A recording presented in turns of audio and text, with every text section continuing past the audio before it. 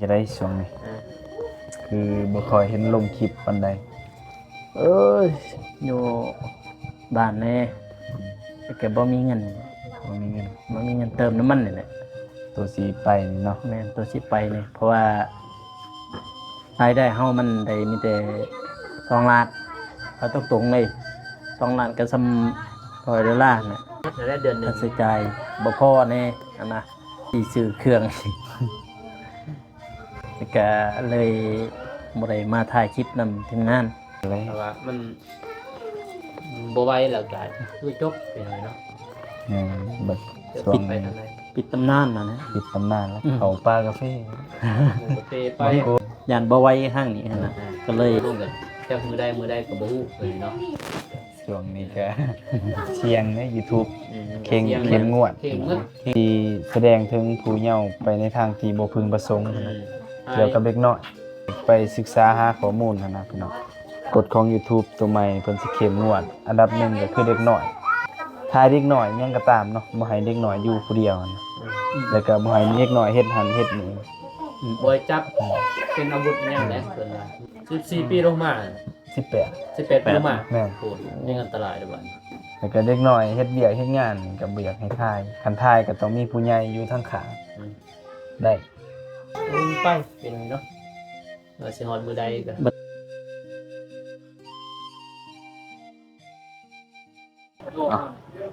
เปิดภาพมาวันนี้ก็ค่ำมืดเนาะอยู่ทางเพื่อนไอ้นุ่งพี่น้องเอ้ยพอดีเบาโกเนาะเอาทุเรียนมาฝากทางบ่าวนุ่งก็เลยสิมาถามข่าวเนาะหมู่ครูบ่ได้พอดนพี่น้องเนาะจักเพิ่นไปทางใดเนี่ยเพิ่นดนเห็นถ่ายคลิปเทื่อนึงครับโอเคมาพี่น้องโอ้ถามข่าวคุณตีเนาะกราบทักทายสบายดีเด้อพี่น้องเบิดสุขสุขคนเนาะ ไม่ก็ เว้นหน้าเห็นตาโดนเป็นจังได๋เห็นข่าวอกหักอกหักซ้ำเผาบ่ เบิ่นโดนแล้ว ว่าท่านเฒ่า ยังอยู่บ่ ยังอยู่ ทันได้เฒ่าดอกบ่ เป็นในสตอรี่เนาะเนาะ FC ก็น่าเซียนอยู่สตอรี่ อกหักบ่ อกหัก บ่เห็นมั้ง บ่แม่นเนาะ บ่แม่นบ่ ฟิวขาดหน่อยหนึง คิวพาดซื้อบ่ ผิวขาดหน้อยนึง อกหักติ แฮปปี้เอนดิ้งจังซี่ก็ มันคือดีหรือบ่ ดีแล้ว ดี คือว่า อย่ามาได้กินตอนเนาะ แม่แน่อย่าบ่ได้ไปดักจิ้งนะยันบ่ได้ไปเยี่ยมไปยามไปแล้วเป็นจะได้ไป เป็นจังได๋ช่วงนี้คือบ่ค่อยเห็นลงคลิปปานใด เอ้ยอยู่บ้านแน่แต่แกบ่มีเงิน บ่มีเงิน เติมน้ำมันนี่แหละ ตัวสีไปนี่เนาะ แม่นตัวสิไปนี่เพราะว่ารายได้เฮามันได้มีแต่2 ล้านเอาตรงๆเลย2 ล้านก็ซ้ำ$100น่ะ เลยเรียน ไป100เหรียญ 100เหรียญจำนั้น 100เหรียญต่อเดือน แม่นต่อเดือนประมาณ 3,000 บาทบ่ ค่าใช้จ่ายได้บัด ประมาณนั้นแหละติ3,000บ่หรือ2,000 3,000 368ก็พอดีปลายมันก็2,000ประมาณ ค่าใช้ 3,000 จ่ายยังเนาะใหญ่ตำรวจบันดางบ่ได้ซักนัดได้เดือนหนึ ค่าง ใช้จ่ายบ่พอแน่อันนะ จักสิกินสิอยากพี่น้อง แม่นไปสิซื้อเครื่อง แล้วก็เลยบ่ได้มาถ่ายคลิปนำทีมงานแล้วก็บ่โกยเองก็ช่วงนี้ก็หยุดถ่ายคลิปไปนะแล้วก็ไปช่วยทางพ่อแม่ อืม เพราะว่าไปเกินมาไปเอาแห้งกันนะไปซอยเพิ่นแล้วบันแล้วเพิ่นมาซอยเฮาอะนะ อืม แต่พอไปซอยเฮ็ดเวียกเพิ่นก็แม่นอยู่เฮาอยู่เรือนเดียวกัน แต่ว่า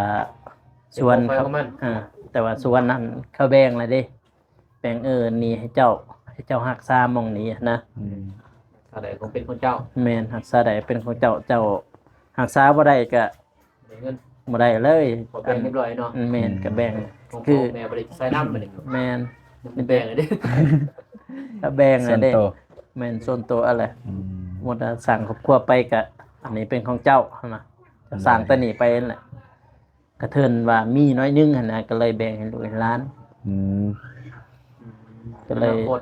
เพื่ออนาคต เพื่ออนาคต เฮา เขา ก็ใหญ่เลยเด้ แบบว่าเขาเล็งไว้เนี่ยอนาคตเจ้าหน่อยเจ้าลูกเอาเมียก็นี่เป็นของเจ้านะเพราะว่ามี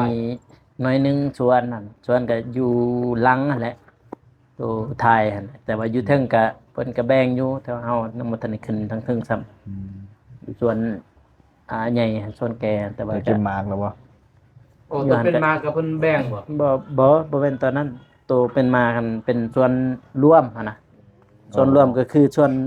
พ่อแม่อยู่หันแม้แต่เฮาไปซอยเพิ่นอยู่หันไปซอยแล้วบ่ได้หันมาเก็บมาเป็นของเพิ่นหั่นน่ะ โดย แล้วก็ของเฮาถ้าว่าเก็บมาหั่นถ้าว่าเก็บมาแล้วได้เงินแล้วก็ไปเล่งใส่เฮือนออกกันทีละหน่อย โอ หั่น เค น่ะ เพื่อน แม่น เพื่อนหอดไซแล้วเพื่อนตอน พอเรื่องเงินก็โอ้ยอุกใจนี่แต่ยังคือเก่านั่นแหละ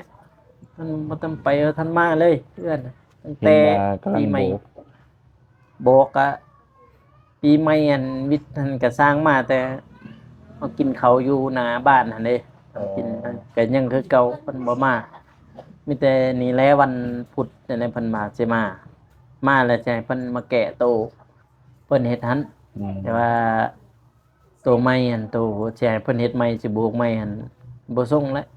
ผิดพลาดหลายเนาะ แม่นผิดพลาดหลาย แบบว่าสร้างก็ แบบว่าหนึ่งมาเฮาก็บ่มีไผเบิ่งไผอันนั้นนะไผคุ้มอะนะเพิ่นก็เฮ็ดตามใจบัดนี้ตามใจเลยมันผิดพลาด คือเห็นแหละคือเห็นในกล่องในหยังหั่นแหละ แบบขี้ลายแห้งแข็งเนาะ แม่นแบ เบิ่ บ งในกล่องก็สิเรียบอยู่จักหน้อย แต่ว่าเบิ่งตัวจ มั ริ น งเนี่ย บ่เบิ่งตัวจริงเนี่ยโอ้ บ่ได้เลยเนาะ ยอมเลย สร้างบ่ผ่านงานเลย แบบว่าอยากมาก็มานะแบบว่าเพิ่นมาก็มาผู้เดียวบัดนี้จักสิผสมปูนจักสิตักน้ำจักสิโย่ขึ้นจักเพิ่นเฮ็ดตัวใดหั่นน่ะเพิ่นเฮ็ดเอาแต่ใจเพิ่นมันนี่เพราะ ไป บ่มี ไปเอา53 ก็พ่อนี่แหละถ้ามีเฮาคิดเลย บ่มีความพร้อมเด้เขาก็เบิ่งเขามีความพร้อมบ่เขาก็จ้า ถ้ามีเฮาก็คิดว่าเพิ่นว่าไอ้สุกเพิ่นว่าพี่น้องทั้งป้าทั้งลุงนี่ตัวเองว่าทั้งถ้าว่าพี่น้องทั้งป้าทั้งลุงนี่เพิ่นเฮ็ดดีเด้ตัวเองว่าที่แท้แล้วมันบ่แม่นผู้นั้นหั่นน่ะ โดย แม่นคนโตเฮาฮู้แต่เพิ่นก็เป็นทหารสร้างเป็นทหาร อืม บัดเพิ่นอาศัยยามว่างหั่นน่ะเสาร์อาทิตย์ซื่อๆเพิ่นอาศัยตอนนั้น เฮ็ดเทละเล็กเทละน้อยเนาะ ทะเล็กถนนเพิ่นไล่ว่าเลิกกัน4โมงแรงตัวเองไปเฮ็ดครึ่งหนึงกันน่ะ แตก มันก็เป็นไปบ่ได้เป็น น้องสาวเป็นพาดิ แม่นเพิ่นแบบว่าสาบครึ่งหนึงเนาะ แม่น เอาป้าไว้ พูดแล้วมีเวลาก็มาสาบ แม่น ไปอีก เลยสบายจับ แบบว่าครึ่งหนึง แตกได้นี่ แห้งแล้วทั้งลุงทั้งครึ่งนี้ ลูกโดนอยู่ เออ เลือกแตงบ่แตงนี่แต่ว่าลูกโดนหลาย มันบ่ได้ เปลี่ยนเด้ ที่มันต้องสาบพาหนึงก็ให้มันแล้วเป็นฟ้าไปเนาะ แม่นนี่ก็บ่งโอ้จนบ่จักสิเว้าเพิ่นคือกันมื้อนั้นแต่ว่าใช่เพิ่นแก้ใหม่จักสิได้บ่พระเจ้าคิดบ่ แก่วะ เออ ทุกบ่หมด เดี๋ยว นะ มันจะทุบ ทุบอ ส อก กัดออก กัดออกเดี๋ยวแก่ได้ก็บ่ได้เพราะว่าตัวนั้นมันเป็นรอยแตกมันแก่ใครคือเก่า เปิดใส่ก็มันก็บ่ได้นะ บ่ได้บ่ เพราะมันมีอยู่ในหันซองวางเป็นลมเลยดิเป็นลมเลยมันบ่ได้เราต้องได้ทุบ ตัวหนึงแห้งตัวหนึงเปียกมัน ไว้ มันบ่เข้ากันแล้วมันเป็นคนละ เราแก่มีแต่ทุบหมดเลย จักสิทางใดแล้วบัดนี้ตัวนั้นก็ยังตัวนั้นคือแชร์เพิ่นมามื้อวันพุธนั่นแม่นมายังมาเบิ่งแชร์เพิ่นแก้ตัวเก่าหั่นน่ะ อืม คือข้อยคิดว่าตัวเก่านี่ใช่เพิ่นเปะขึ้นเลยหั่นน่ะ อืม บ่ได้เนาะ มันบ่ได้ มันแตกก็เด้มันมีรอยแบบอยู่ในมันบ่ติดแต่จะบอกอยู่นี่ อืม อาจจะบอกว่ามันสิอยู่กับปูนยังกับดินบล็อกจ้ะนี่ อืม ดินบล็อกมันบ่ติดแหละนี่บ่ติดแล้วบัดนี้จะไปเปิ้ใหม่ก็บ่ติดแล้วมันบ่ได้เข้าไปไหนเด้แกบอกมันยังซ้ำรอยบ่นี้เลยตลอดนะ อืม แต่โมนี้มันบ่มีน้ำปูนเลย โดย ถ้าจะเก็บเอาตัวนี้จะมาเปิดใหม่ได้ ทุบ ดู ใหม่ ซึมอีก ทุบใหม่เบิดหลายเลย เบิ่นร้ายเลย ก็คอยแก้เบิ่ง เราแก้ได้ แต่ บ่ ว่า ก็ แต่ มี ว่า ก้าวมีหยังเฮาก็ใส่ก้าวเอาเลย แต่ว่ามันก็บ่งามมันเลย บ่งาม งานแก้กัน เพ สำ ราะ ห ว่า รับ หลายอย่าง เพราะว่าวันพุธนี่เพิ่นวันตื่นสิมาคิดว่าใช่เพิ่นแก้ตัวเก่าหั่นน่ะเพราะว่าก็คิด นั่นข้อยคิดคือก็คือให้เพิ่นเอาปูนตัวนั้นตัวใหม่หั่นลาดขึ้นเบิดเลยหั่นน่ะสิบ่ได้แบบนั้นนะ เอาก็คือไอ้เว้าเด้มันเป็นพงในอยู่กลางเนาะระหว่างแตกมันเป็นแล้วเข้าใจบ่ กันว่า ลาดก็คือเก่าอันนี้หม้อนี่มันเป็นซ่องเลยจ้ะบ่ซ่องขยักเลย กันว่า ลาดแล้วก็ยังมายับอีกต่อยละรอยลาวอยู่คือเก่าบ่น่ะจำนี่จ้ะ จะเพิ่นสิแกะยังไง เฮ็ดแล้วบ่แล้วเนาะมันยากเด้ แต่ลายเติบบ่เพิ่นแก่ อู้ลายเลย ผิดกับมัน เก็บเบิดเลยอะยอมกันแล้ว เรื่องน้องเมฆก็มีแต่บัวซื้อบัวบนของน้ำไอ้เพิ่นแก่ค่าบ่ทันผมมันแตกและลายเด้ตอนหน้าไปมันก็ต้องขวาน เว้าเรื่องสร้างโอ้แบบว่ามีปัญหาเบิดทุกสร้างอยู่เฮือนก็แม่นอยู่เฮือนก็ผ่าน แต่ มา เฮาเบิ่งก็ยัง 3-4สร้างแหละล้วนแล้วแต่มีปัญหาเบิดแต่ว่าผู้งามแน่ผู้เฮ็ดเป็นแน่แต่ว่า มันก็ยังมีขอผิดพลาดอยู่หั่น แม่มีแต่มันก่อยที่ แต่ของบ่โกนี่โอ้บ่ได้เลย บ่ได้เลย เมื่อเท่าไรจ้างเขา เพิ่นมาทำอิฐเบิดเทือนนั่น8 ล้านพุ่นน่ะทั้งในทั้งนอกเลยเด้ 8 ล้าน มันก็ถือกันเนาะ บัดนี้ แต่ว่าทั้งในคือเห็นเพิ่นบอกมาแล้วพอดีก่อนปีใหม่อันมื้อปีใหม่แหละเพิ่นมาขอเงินหั่นน่ะ ขอเงิน เอา4 ล้านก่อนเพิ่นว่าแม่แล้วก็จำเป็นแล้วต้องได้ให้เพิ่นเด้ โอ้ยเวียกบ่แล้วเฮาบ่ให้ 4 ล้านนั่น โดย แม่ละให้4 ล้านไปก่อนน่ะยังอีก4 ล้านเนี่ยเพิ่นบอกว่าเพิ่นสิเฮ็ดให้มันแล้วเลยของเจ้านี่8 ล้านนะทั้งในทั้งนอกซึ่งสิโบก แต่ประเทศละบ่เพิ่นจะมาเบิ่งเงิน เพิ่นเห็นแล้วตอนนั้น แต่เบิ่งสิมืองามบ่ ก็บ่งามบ่มีไปเบิ่งอันนี้บ่มีไผคุ้มมานะตอนนั้น คันบ่งามก็บ่จ่ายน้องจ่ายสำนั้นแล้วเฮานี่แม่นบ่ ก็คือ คือเมฆจ้างนี่ ก็คือตอนนี้เนี่ยค่อยคิดค่อยว่าสิให้เพิ่นมาเบิ่งสิให้เพิ่นมาแก้เพิ่นแก้ตัวเก่าหั่นน่ะและตัวใหม่สิบ่ให้เพิ่นเฮ็ดเลย ให้สร้างใหม่เฮ็ด ก็ ใช่ บ่มาเด้ บ่สิให้เพิ่นมามื้อวันพุธนั้นสิให้เพิ่นมาแกะได้ซำใดเพิ่นสิแกะนะจึงเว้าราคากันใหม่ เปลี่ยนสร้างอยู่ตลอดเฮ็ดเพื่อนโอ้ปวดหัวหลาย เอื้อนกันบ่มันก็แล้วแหละแต่ดนแล้ว เพื่อ นี่ นี่ ก็ ก็บ่ได้จ้างสร้างมีแต่ตอนปากพังก็ยังผิดพลาดอยู่น่ะ พอเฮาจะได้มันสำนันเป็นเฮ็ดให้สำนันนะเฮาเว้าเฮาเว้า3เมตรหาเพิ่นไปเฮ็ด3เมตรแต่ว่ามันก็ผิดพลาดแต่ว่าถ่ายบ่ได้อยู่เด้ตอนนั้นถ่ายไปคือกันมันมาได้เฮ็ดมันพังหมดเลยเด้ปักนั่นหมดเลยแล้วมันก็สิเฮาก็ผู้ใหญ่เฮาก็บ่อยากเว้าอีกอันสิอยู่ จะได้อันนั้น บั บ้า ด น นี้น้องเพิ่น น้องนูหันเพิ่นก็สิต่อบ่ ยังใหญ่เพิ่น ยังอยู่ งดเด้เพิ่นก็บ่มีเงินนั่นน่ะ อ๋อ เลยว่านี่แหละเฮ็ดต้องยังสีบมันแน่ อืม ไปนำกันก็ได้ไป ก็ น้ำมัน ก็ว่าสิไปทางในมื้ออื่น มีก็เติมบ่มีก็เป็นซอย ฟังเบิ่งนั่นแหละแต่น่าจะลงไปทางลุม ไปเบิ่งแล้วบ้านลงไปบ้านต้นหน่อยบ่เดี๋ยวนะถาดหน่อยบ่ใกล้แล้วถาดหน่อย ทางใดอีกเมืองไหน เมืองกะลึง โอ้ทางทงแคนหั่นพี่ทงแคนไปหั่น แต่ก็ใกล้เด้ ไกล เคยไปบ่ โอ้ยก็ไปเด้เฮาได้ไปเบาดีบ่เนี่ยไปถาดหน่อย แต่ว่ามีพอเดียวเนี่ยถาดหน่อย ตัวได้ว่า บ้านกระถางก็ไล่เติบเห็ดเทาโตก็เป็นพญานั่นเองเป็นตุ่ม ก็เอาไปแบ่งปันกันเนาะ แล้วก็มีอยู่2-3ลังมันก็ไกลเติบแต่มันใกล้ได้บ่แม่นน้อยได้แต่ไป1 โมงนี่ก็ฮอดพุ่นก็4พุ่นแล้ว พูดไหวบ่ คนขับมันยังไหวอยู่ คนขับมันไว้อยู่แต่มันค่ำมาแล้วเฮามาค่ำประหยัดเนี่ย มันเฮากลับมา มัน มัน ทา ก็ ไปได้ ทางเนาะ มันขึ้นนะเฮามาเฮายาก รับโทรศัพท์กันบ่ เอาคนก็ได้มี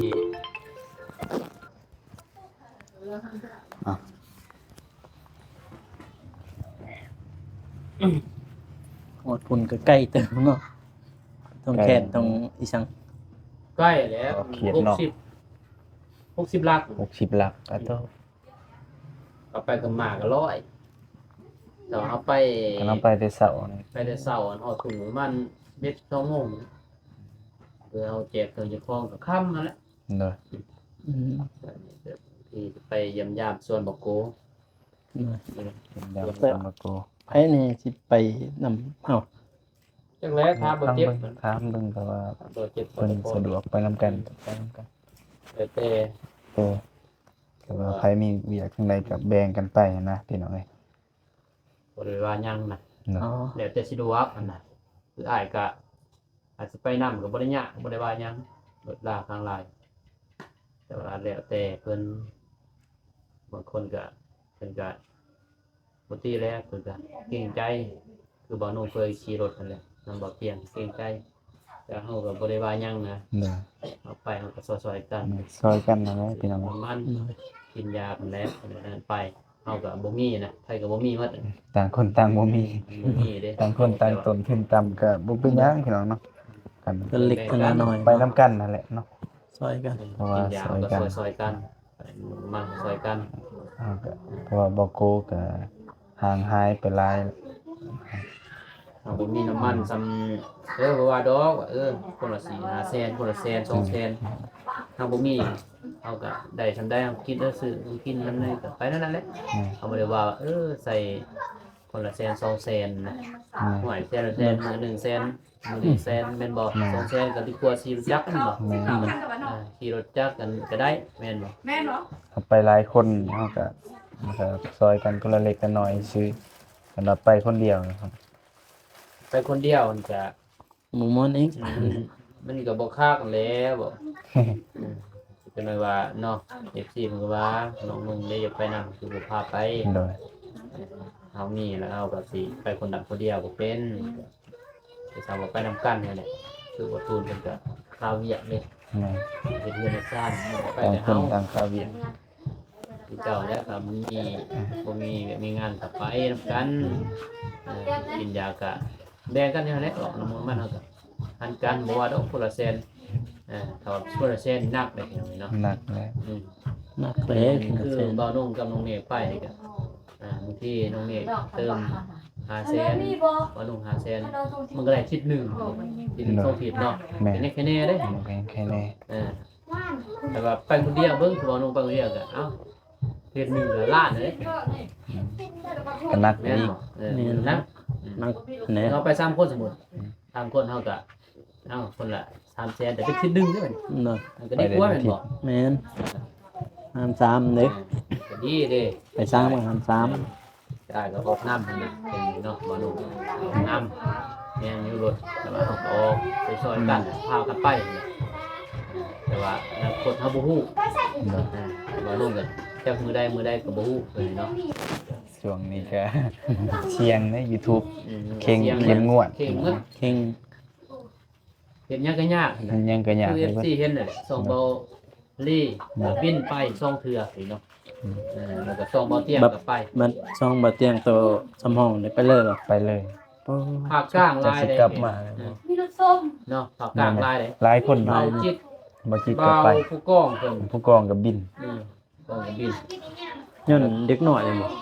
แม่ เอ้าพาแต่น้องสายฟ้าตอนนั้นเนาะสายฟ้า เนื้อ เนาะ หาสิเขียนบอกประมาณว่าเนื้อหา บ่ให้อยู่คนเดียวน่ะ เนื้อหายังว่าสิแสดงถึงผู้เยาว์ไปในทางที่บ่พึงประสงค์นะ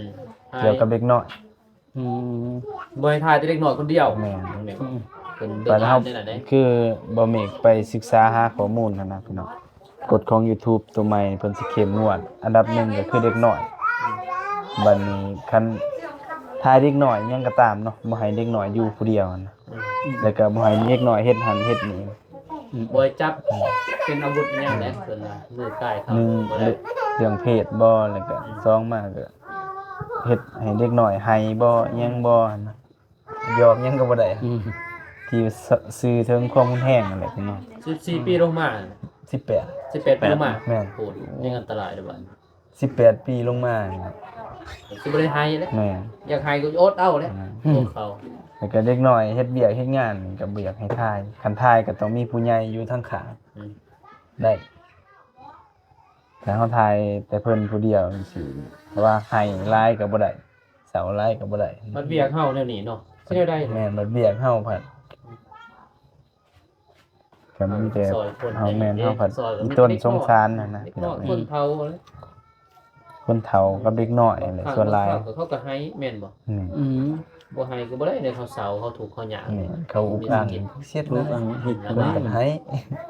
มัน YouTube ค่ะ แต่เฮาก็ต้องเสี่ยงเอาเลยแต่บุญเฮา บัดนี้ YouTube ผัดผู้ตรวจสอบผัด AI มัน เออ AI บ่ได้สนนะ AI ก็ เข้าค่ายก็มันปิดเลย มันบ่คือตะกี้เด้ตะกี้มันเป็น ตะกี้ พลังงาน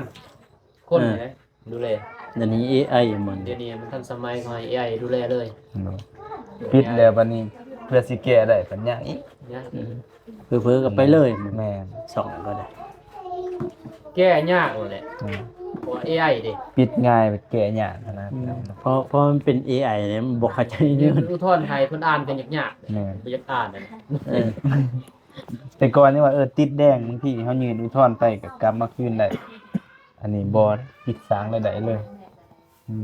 บ่คือเก่าแล้ว ไปเป็นไงเนาะสิฮอดมื้อใดก็ บัดคงบ่เตียงอันเพิ่นกอกนํกันมาซ่องดอกกับช่องใหญ่มันก็ต่าง บ่ต่างเบิด ไปกอกนํกันซ่องหนึงไป อ้ายและอ้ายนี่ก็สองเดียวนี่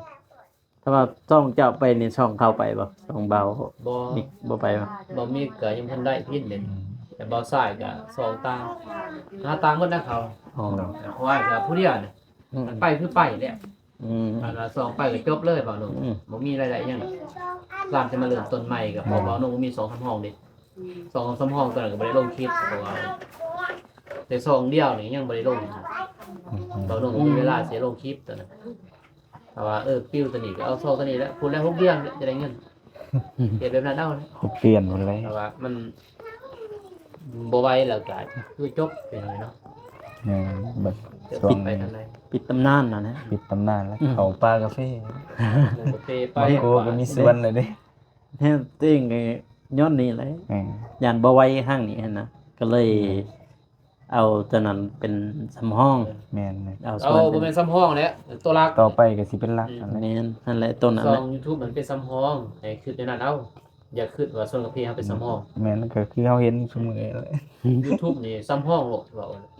มันบ่แม่นตัวรักเลยแต่เป็นอาชีพหลักของเพิ่นก็บ่ได้บอกว่าอาชีพหลัก แม่นเพราะว่าอนาคตเฮาบ่ทันฮู้ว่าสิเป็นจังไดหั่นนะเพิ่อ 3-4 ปีขึ้นไปหั่นบ่ได้เฮ็ด YouTube มาลุยปลากระเพาะเด้ หันหน้าเข้าปลากาแฟเบิดเอา หันหน้าไปทางนั้นแหละคันมันมีเท่านั้น จบทีมงานเราตาย จบทีมงานเราแต่ จบ ถึงจุดจบ เดินทางมาถึงจุดจบ บ่จุดจบก็อยู่หั่นแหละจุดจบก็คือซองบินกับหยุดเฮ็ดเท่านั้นสองอย่างหั่นนะ มันก็ FC ก็เข้าใจอยู่เนาะเป็นยังสิฮู้อยู่เพราะว่าเฮาเฮ็ดมันหลายเด้เรื่องซอยเรื่องคนนี่หลายเนาะแต่ว่าผู้เฮ็ดก็เฮ็ดแท้เฮ็ดว่าได้ อืม ผู้บ่เฮ็ดก็บ่เฮ็ดก็มีแม่นบ่ นี่ แต่ว่ามันก็ข่าวมันตัวดีก็ดีนะตัวบ่ดีมันก็ซึมเสียคนที่เฮาเฮ็ดนั่นแหละตั้งใจเฮ็ดบัด แม่น บัดนี้เพิ่นก็บ่นว่างเนื้อเสือใจเพิ่นก็บ่อยากเบิ่งมันก็ปกติแล้วนี่เนาะมันก็ดนตรีส้มนี่ยังมันก็เฮาก็ต้องยอมรับนั่นแหละในสิ่งที่แต่ว่าเฮาเฮ็ดด้วยใจเฮาก็ยอมรับอยู่แล้วแล้วเฮาซอยบ่ได้ออกสื่อก็บ่เป็นหยังซอยออกสื่อก็ดีแล้วแต่ว่าเฮาก็ยังซอยบ่คนก็ยังซอย เฮาก็ยังซอยคือเก่า ซ เนาะ อยคือเก่า ต่อให้ YouTube มันไปต่อบ่ได้เรื่องเฮาก็ ใจเฮาอยากซอย เฮาก็ยัง แม่น เฮายังซอยคือเก่าเนาะ ซอยคือเก่า เห็นผู้ทุกข์ผู้ยากให้เฮาก็แบ่งปันคือเก่าพี่น้องเนาะ แต่ว่า ไปบ่เนาะส่วนม่อนก็ไปแหละมาสีบลักเลยตอนน่ะแม่นบ่ แม่ หั น นหน้าไปนะแต่ หันหน้าไปทางนั้นแน่ทางนี้แน่ แต่สิทีมตัวนั้นก็บ่ได้ โดย เพราะเฮากินอยากแต่พอแต่แม่ก็กินตัวนั้น แม่นผู้อาชีพหลักและ อาชีพหลัก พ่อแม่ ของพ่อแม่ตัวนั้นละ สวนกาแฟแหละพี่น้องเนาะแต่ยังน้อยมากก็ได้ แต่ว่าทุกอย่างบ่ทุกได้เห็นทุกกว่าเฮาเฮ็ด YouTube แม่ YouTube นี่ทุกบ่เรื่องทางกายนี่บ่ทุกนี่เนาะแต่ว่าจิตใจแล้วก็การไปกันคือนี่แหละเฮาเป็นคนในโลกโซเชียลแม่นบ่ โดย บุคคลสาธารณะเพิ่นก็เว้าติเตือนเรือเพิ่นเว้าแบบรุนแรงยังแม่นบ่บางครั้งก็คนเฮาบางคนก็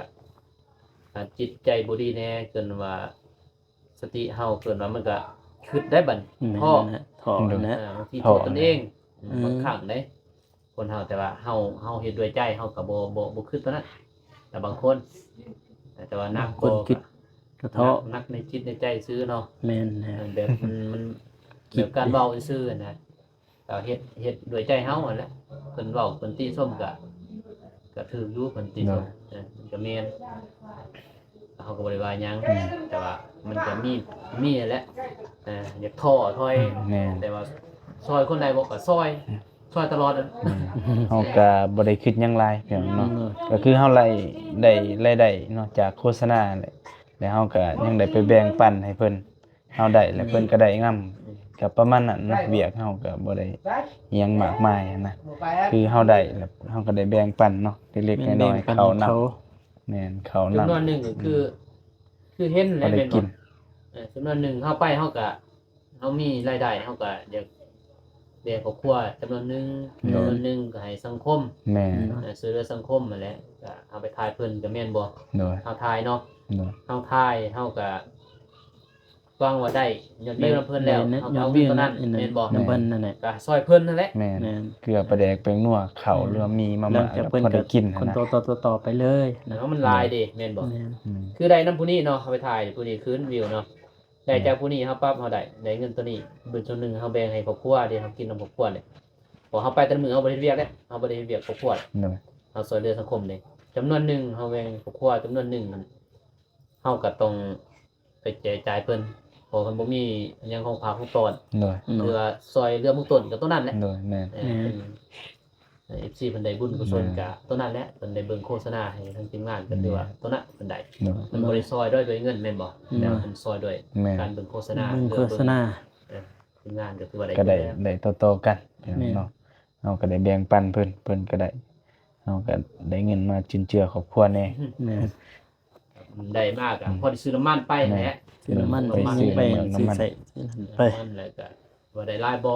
ก็บ่ได้ลายเป็นไงเนาะเพราะว่าคนเล็กน้อยๆเด้ มันก็บ่ได้หลายแต่ว่าเฮาซอยคู่มือพี่น้องเนาะเฮาไปคู่มือ ไปคู่มือเลย คือมือ มาโฮมคือเฮาไปเฮ็ดเวียกแม่นบ่ แม่น ไปรับจ้างคือกันเด้แต่รับจ้างเด้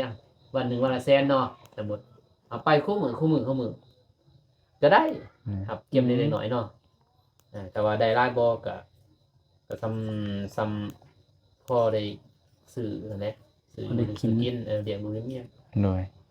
แต่ว่ายูทูบได้รายได้เนาะ แม่นเริ่ม กันเนื่อง YouTube ผู้รูปก็รับลงแล้ว โดยแม่น YouTube ก็เริ่ม แม่น ดรอปลงแน่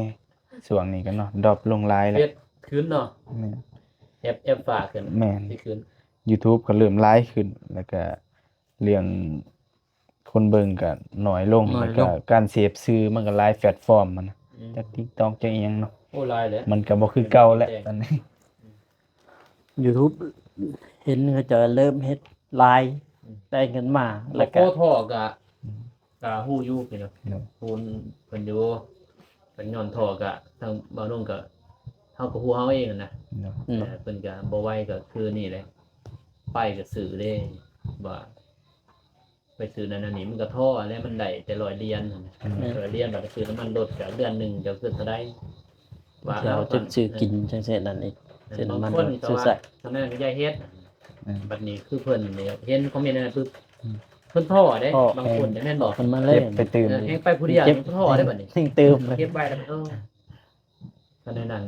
เฮาทำความดีนะสมมุติคืออะไรแม่นบ่ มันก็ต้องมีมาน่ะนะ แม่น แต่ว่าเจ้าสู้ได้บ่เจ้าสู้ได้เจ้าก็อยู่ได้สู้บ่ได้ก็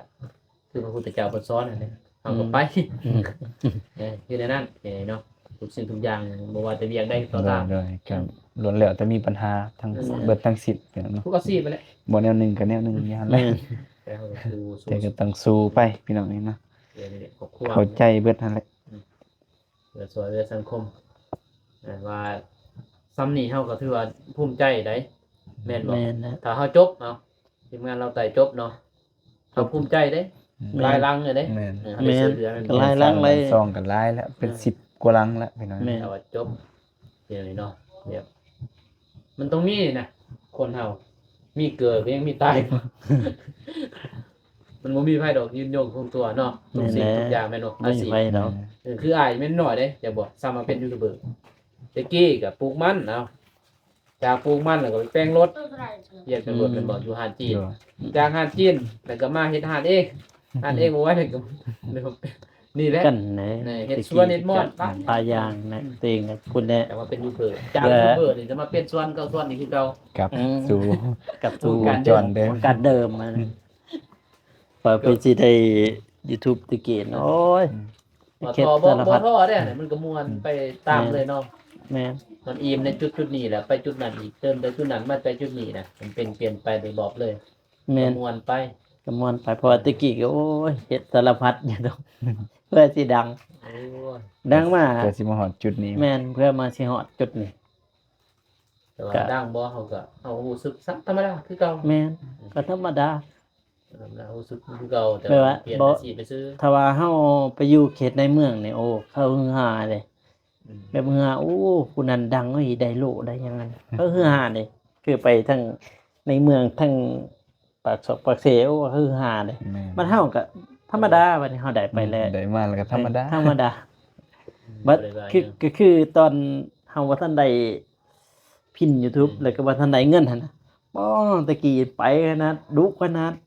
บัดได้มากก็ธรรมดาอีกบัดนี้ ได้แบบสร้างรายได้มากก็ธรรมดาอีก อืม ตะกี้น้อย